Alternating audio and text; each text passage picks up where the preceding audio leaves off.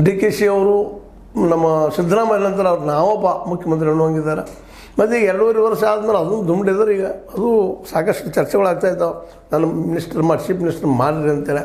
ಅದಕ್ಕಾಗಿಯೇ ಈಗ ನಮ್ಮ ರಾಜನ್ ಅವರಾಗಿರ್ಬೋದು, ಸತೀಶ್ ಅವರಾಗಿರ್ಬೋದು, ಇಲ್ಲ ಉಪಮುಖ್ಯಮಂತ್ರಿ ಮಾಡಿರಿ, ಪರಮೇಶ್ವರ ಏನವರಾಗಿರ್ಬೋದು, ಎಲ್ಲರೂ ನಮ್ಮನ್ನು ಮಾಡ್ರಪ್ಪ ಉಪಮುಖ್ಯಮಂತ್ರಿ ಅಂತೇಳಿ.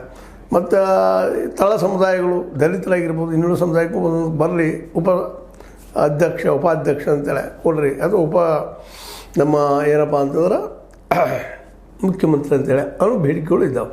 ಹೀಗಾಗಿ ಒಟ್ಟಿನಲ್ಲಿ ಮತ್ತು ಈಗೇನು ಶಾಂತ ಕಾಣುತ್ತಿರುವಂತಹ ಈ 2 ವರ್ಷ ಸಮಾರಂಭಂತೆ ಮಾಡ್ತಾಯಿದ್ದಾರೆ ಕಾಂಗ್ರೆಸ್ಸಿಗರು, ಜಬರ್ದಸ್ತಾಗಿ ಮಾಡ್ತಾಯಿದ್ದಾರೆ. ಸಿದ್ದರಾಮಯ್ಯನವರು ತಾವು ಏನು ಮಾಡಿದರು, ಸಾಧ್ಯಗಳನ್ನು ಏನು ಕೊಟ್ಟರು ಜನಕ್ಕೆ, ಜನ ಏನು ಯಾವ ರೀತಿ ಸ್ಪಂದಿಸ್ತಾ ಇದ್ದಾರೆ, ಅದರ ಗ್ಯಾರಂಟಿ ಮತ್ತು ಜೊತೆಗೆ ಭೂಮಿಯನ್ನು ಹಂಚಿದ್ವಿ ನಾವು ಅನ್ನುವಂಥ ಅದು ಒಂದು ಇವತ್ತು ಈ ಕಾರ್ಯಕ್ರಮದಲ್ಲಿ ಮಾಡುವಂಥ ಸಾಧ್ಯತೆಗಳಿದ್ದಾವೆ. 20ನೇ ತಾರೀಕು ದಿವಸ ಒಟ್ಟಾರೆಯಾಗಿ 2 ವರ್ಷ ಸಾಧ್ಯತೆಗಳನ್ನು ಜಬರ್ದಸ್ತಾಗಿ ಹೇಳುವಂಥದ್ದು ಮಾಡಿ ಅದು ನೆನೆಯಲ್ಲೇ ಒಂದಿಷ್ಟು ಜನರನ್ನು ಕಿತ್ತಾಕಿ ಒಂದಿಷ್ಟು ಒಳ್ಳೆಯವ್ರನ್ನ ತಂದು ಹಾಕಬೇಕು ಅನ್ನೋ ವಿಚಾರ ನಡೆದಿದ್ದಾವೆ.